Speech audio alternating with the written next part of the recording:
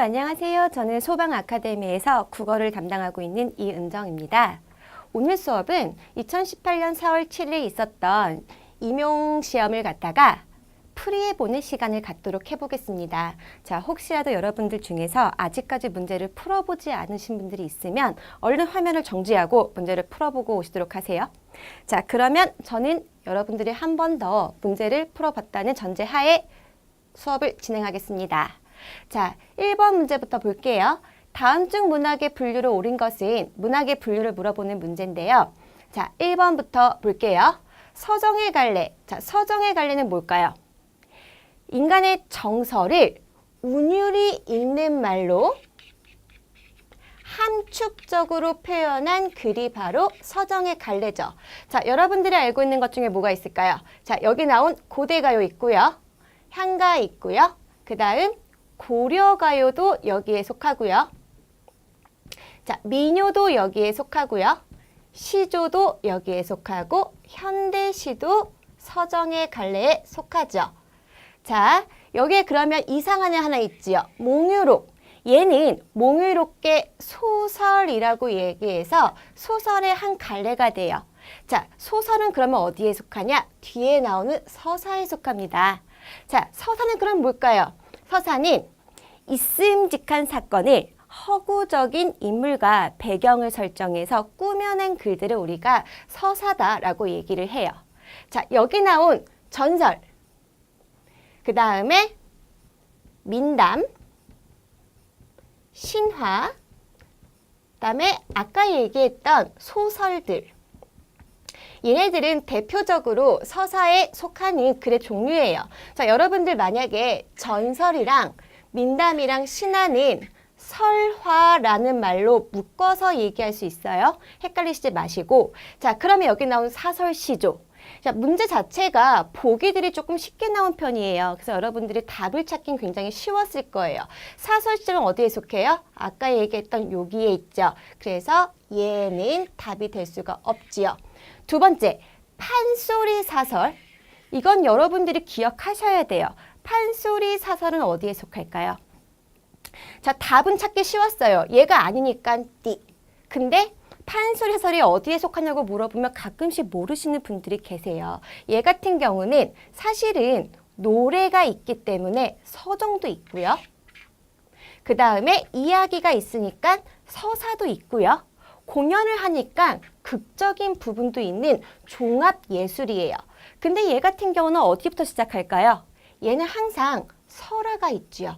설화부터 시작해서 판소리로 불리다가 나중에 소설로 정착되어서 읽히게 돼 있어요. 그러면 어디에 속할까요? 당연히 서사에 속하는 글이죠. 자, 요 판소리 사설도 서사.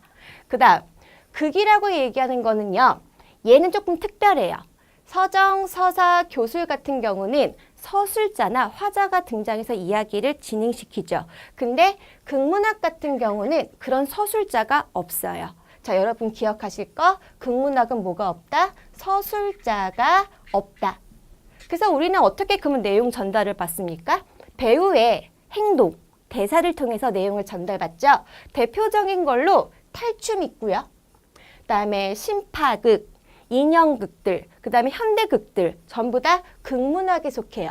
그럼 아까 얘기했던 판소리 껴있죠? 얘는 답이 될 수가 없죠. 왜? 얘는 서사니까. 그 다음에 경기체가가 여기 껴있어요.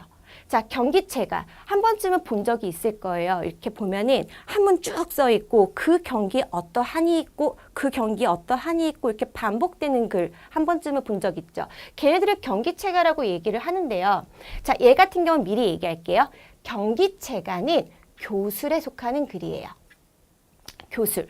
자, 그러면 교술은 무엇이냐? 교술 같은 경우는요. 서술자가 어떤 체험을 해요.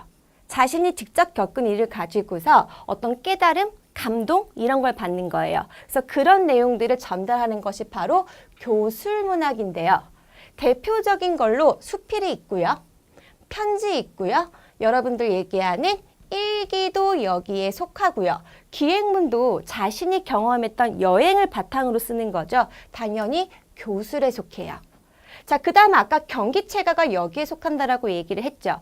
경기체가를 기억하시는 분들 중에서 경기체가가 약간 운율이 있어요. 그래서 노래하기인 서정에 속하는 것이 아니냐라고 착각하시는 분들 계시는데 서정은 기본적으로 아름다움을 추구하는 문학이에요. 근데 경기체가 같은 경우는 고려시대의 신흥사대부들이 자신의 신념이나 자신의 학식 같은 거를 자랑하기 위해 쓴 거예요. 아름다움을 추구하는 서정의 문학이라고 보기가 조금 힘들죠.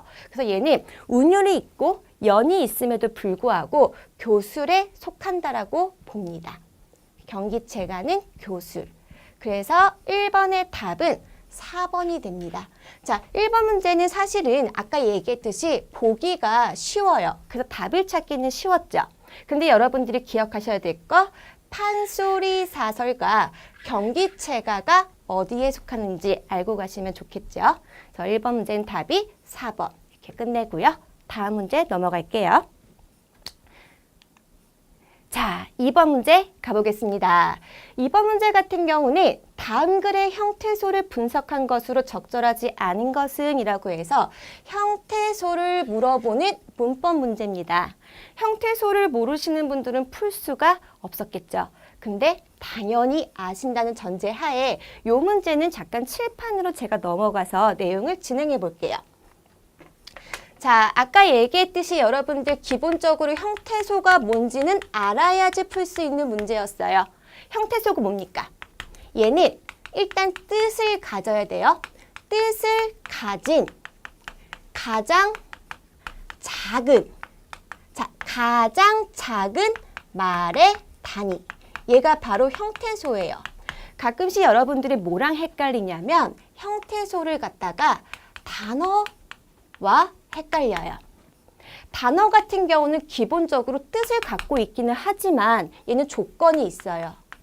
자립하여 쓸 수 있는 말. 즉, 단어를 좀 더 작게 쪼개야지만 형태소가 나온다는 거죠. 자, 그러면 형태소를 이제 쪼갠다라고 쳤을 때 형태소 한 개당 여러분들 머릿속에 등장이 되는 것들이 있어요. 뭐가 있을까요? 모든 형태소는 무조건 2개씩 이름을 가져요. 자, 어떻게 따지냐? 형태소를 딱 만나요. 그러면 일단 먼저 그 형태소가 자립할 수 있는지 없는지를 따져야 돼요.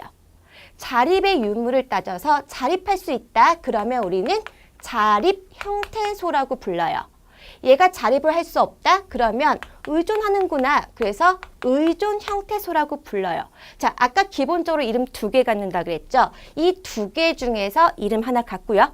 두 번째, 얘가 가지고 있는 뜻이 실질적인 뜻이냐? 아니면 문법적인 뜻만 가지고 형식을 맞추고 있냐 따져서 실질적인 뜻의 유무로 실질적인 뜻 갖고 있으면 실질 형태소라고 부르고 부문법적인 뜻만 갖고 있네 그러면 아 형식적인 거구나 해서 형식 형태소라고 부릅니다. 그래서 2개 중 하나의 이름 갖고 요 2개 중 하나의 이름을 갖는 거예요. 자, 그러면 우리 문제에 나왔던 집에 돌아온 날밤을 갖고 다시 한번 얘기를 해볼게요. 얘는 지우고요. 일단 형태소를 쪼개지 못하면은 이거 암만 우리가 알아도 문제를 풀 수가 없어요. 자, 문제에서는 집에 돌아온 날 밤 요거를 예문으로 줬어요.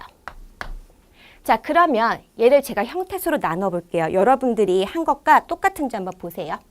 얘는 집에